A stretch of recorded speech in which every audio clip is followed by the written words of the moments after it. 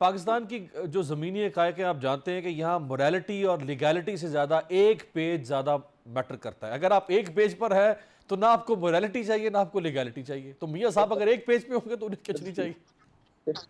ये बात दुरुस्त है और इसमें हम सियासतदान कसूरवार हैं कि हम कटा फटा इक़्तिदार लेने के लिए, इक़्तिदार का एक छोटा टुकड़ा लेने के लिए we sell our souls, we sell our politics, we sell our ideology.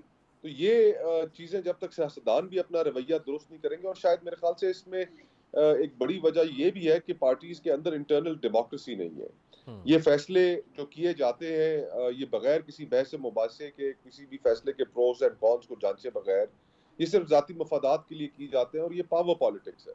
इस पावर पॉलिटिक्स से ना पहले पाकिस्तान को फायदा हुआ है, ना आइंदा मुस्तकबिल में होना है।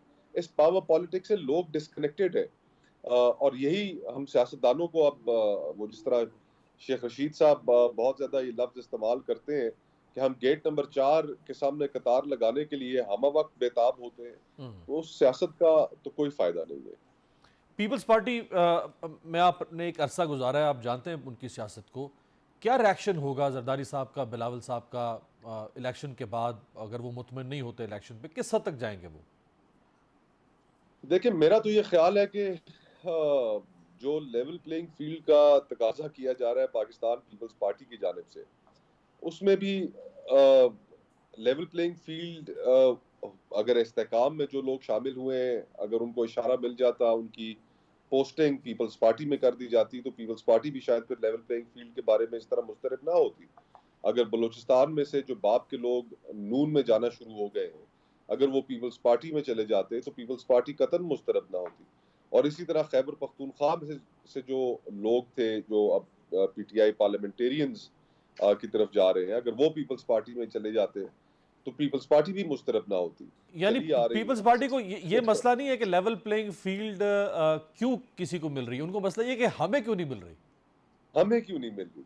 हर तरफ झगड़ा इसी का है कि ये जो इक़्तिदार का जो केक है, इस केक का जो हिस्सा है, उसमें से कुछ पीसेस हमें भी मिले। नून लीग को लेवल प्लेइंग फील्ड ज्यादा मिल रही है, पीपल्स पार्टी को लेवल प्लेइंग फील्ड कम मिल रही है। पीटीआई के पास तो फील्ड ही नहीं है ना, उनको तो फील्ड मिल जाए तो वो लेवल खुद ही कर ले, उनके पास फील्ड ही नहीं है। उनके पास तो अभी 6x6 का सेल है। सर आप अपनी पोजीशन और पजीराई भी बताएं ना कि आप क्या करेंगे। मेरा तो बड़े पहले दिन से ये प्लान था जी कि मैंने आने वाला जो इलेक्शन है वो आज़ाद कंटेस्ट करना है।